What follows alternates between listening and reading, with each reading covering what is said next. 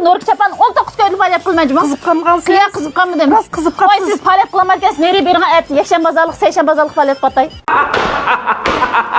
Ha, lo ben bir yana kilan. Klime degenen ne klime? Bolandı ki ya. Ma çapan ne? Yürün fu çapan. Manandak uzun kıska bütün.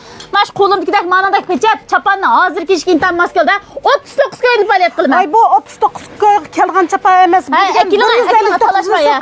Dün çapanı manandak uzun alamsız, kıskısın alamsız 39 koyup gitti. Gipim hesap.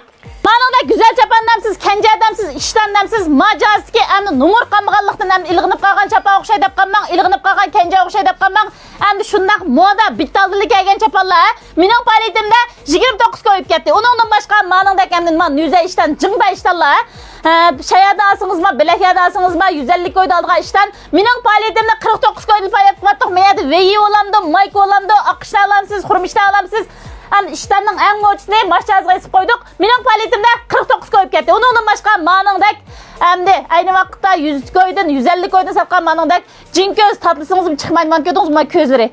9 koy, 9 model paliyet koyduk ha. Bu yerde hem de çapa alamsız, işte alamsız mı erlerden bir 3-4 dal gansır var ki.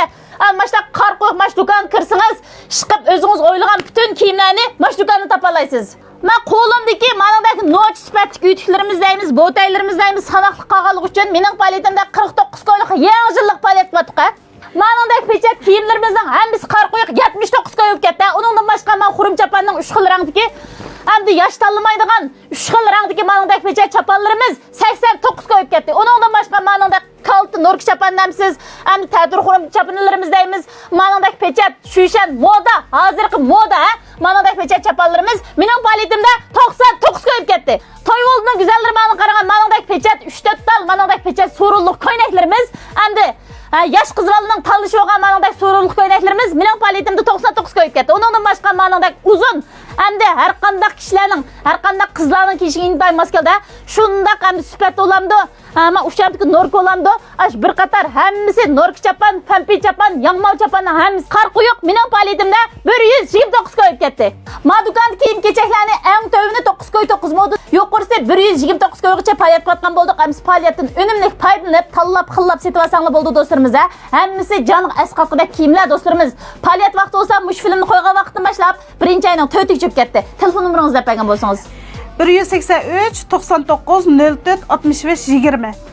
Başqa joylarga salsang qo'y, malni. Normal ham kirasini ko'tarib turib salsizlar. Bu yerning adres bo'lsa Shaharnaya To'yoldi Bazri Ash bankining qarshi tarafiga joylashgan 2 qavatli binoning yer ostiga joylashgan Isilzodlar kiyim-kechak do'koni. Unda bo'lsa mush filmni To'yoldiki, yana shundaqlar naymizki boshqa yez qishloqlardagi barliq do'stlarimizga mush filmni ko'plab taqdim shundaqlar aytdiki Sayshan bozorda mushak kelib tallab, xillab setib olsanglar, bütün mallarni eng tuvalab tushirib atmoqchimi do'stlarimiz. Unda bo'lsa mush film ko'plab taqdim qilinglar. Rahmat sizlarga.